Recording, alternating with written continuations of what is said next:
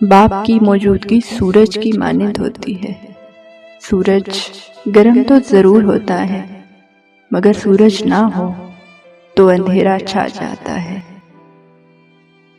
باپ کے سامنے اونچا نہ بولو، ورنہ اللہ تم کو نیچا کر دے گا۔ اگر تم 70 سال تک طواف کعبہ کر کے اس کی نیکیاں اپنے ماں باپ کو ہدیہ کرتے ہو تو تب بھی اسے ایک آنسو کا بوجھ ہلکا نہیں کر سکتے جو تمہاری بدسلوکی کی وجہ سے تمہارے ماں باپ کی آنکھ سے گرے۔ وہ لفظ ڈھونڈ رہا تھا کانپتے ہونٹوں سے، وہ لفظ ڈھونڈ رہا تھا کانپتے ہونٹوں سے۔ ضعیف باپ نے بیٹے سے بات کرنی تھی۔ سیانے کہتے ہیں کہ اگر بیٹیاں نہ ہوتی تو باپ کے جنازے سناٹوں میں اٹھتے۔ گھر پہ باپ کی آواز بھی بڑی نعمت ہے، اور دروازے کے باہر باپ کی جوتیوں کا اپنا ہی رعب ہے۔ زندگی اور حالات جب کبھی بہت تھکا دیتے ہیں تو اس لمحے بابا کی یہ بات ہمت اور حوصلہ بڑھا دیتی ہے کہ میرا بچہ تو بہت بہادر ہے۔ باپ کے سائے سے بڑی دنیا میں کوئی نعمت نہیں ہے۔ بابا آپ نے دیکھا آپ کی گڑیا اب درد چھپانا سیکھ گئی۔ گھٹیا لوگوں کے اصل چہرے دیکھ کر، منافقت اور دوغلا پن دیکھ کر پرسکون ہو گئی۔ انہیں معاف کر کے اب درد میں بھی مسکرانا سیکھ گئی۔ بابا آپ نے دیکھا آپ کی گڑیا اب درد چھپانا سیکھ گئی۔ باپ ایک ایسی کتاب ہے جس پر بہت سے تجربات تحریر ہوتے ہیں جو زندگی گزارنے کے لیے رہنمائی کرتے ہیں، اس لیے اسے اپنے سے کبھی مت دور کریں۔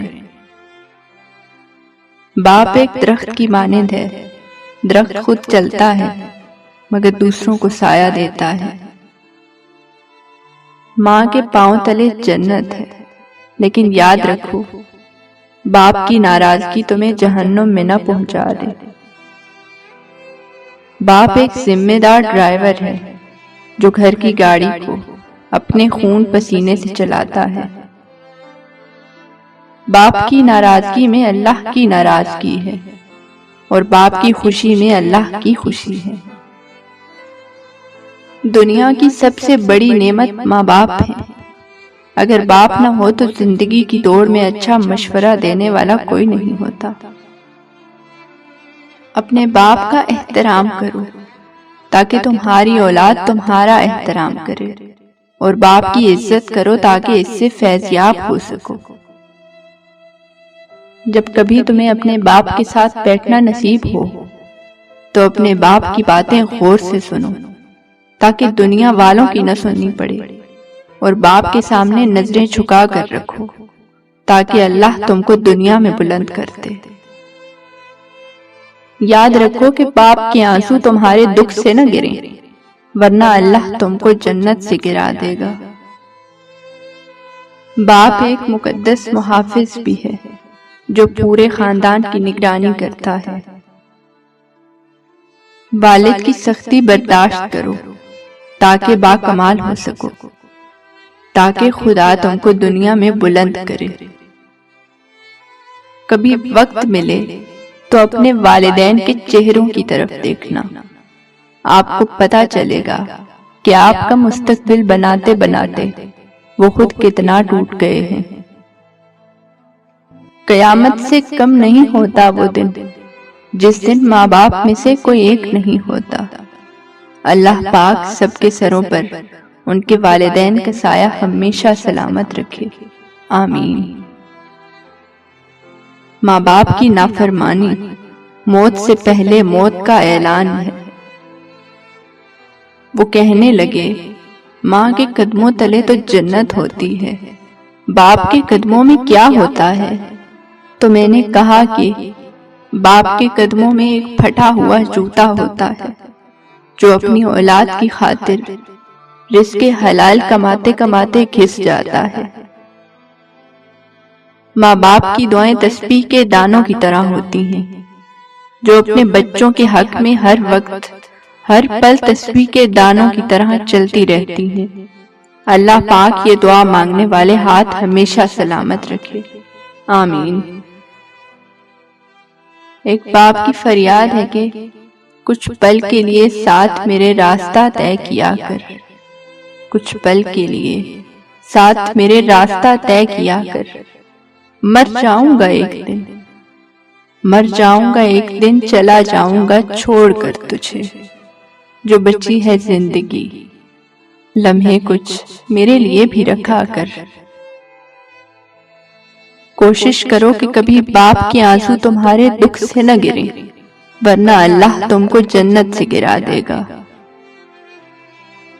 جلا کے پھینک دو ان ڈگریوں کو جو تمہیں تمہارے والدین سے دور لے جائیں۔ اپنے باپ کا حکم مانو تاکہ خوشحال ہو سکو۔ زندگی کی کہانی کا سب سے مشکل کردار باپ ہے، اور یہ ذمہ داری باپ کے سوا کوئی نہیں نبھا سکتا۔ باپ کا ہاتھ اگر سر پر نہ ہو تو پھر پتہ چلتا ہے کہ کون اپنا ہے اور کون پرایا ہے، اور زمانے کی آنکھ کبھی تبھی پتہ چلتا ہے۔ باپ کی اپنے بچوں کے حق میں کی گئی دعا سیدھی اللہ پاک تک جاتی ہے۔ والد ایک کتاب ہے جس پر زندگی کے تجربات تحریر ہوتے ہیں۔ انسان عمر سے نہیں، فکر سے بوڑھا ہوتا ہے۔ والد کی موت کمر توڑ دیتی ہے، کیونکہ دنیا میں وہی سب سے بڑا آپ کا حامی ہوتا ہے۔ ایک عمر اپنے بیٹوں کو انگلی تھمائی پھر، ایک عمر اپنے بیٹوں کو انگلی تھمائی پھر، بوڑھے نے ایک دکان سے لاٹھی خرید لی۔ کہہ رہی ہے مجھے یہ کل کی بہو، آپ میرے میاں کا کھاتے ہیں۔ ہزاروں کی کمائی ہے مگر سب بھاڑ میں جائے، ہزاروں کی کمائی ہے مگر سب بھاڑ میں جائے، مجھے بابا کے ہاتھوں ایک 10 کا نوٹ لینا ہے۔ لڑکیاں سب سے زیادہ اپنے بابا سے اس لیے بھی پیار کرتی ہیں کیونکہ وہ جانتی ہیں کہ باپ دنیا کا وہ واحد شخص ہے جو کبھی انہیں دھوکہ نہیں دے سکتا۔ اللہ پاک سب کے سروں پر باپ کا سایہ ہمیشہ سلامت رکھے، آمین۔ ماں باپ دنیا کی ہر ٹھوکر برداشت کر سکتے ہیں سوائے اولاد کے ہاتھوں لگی ٹھوکر کے۔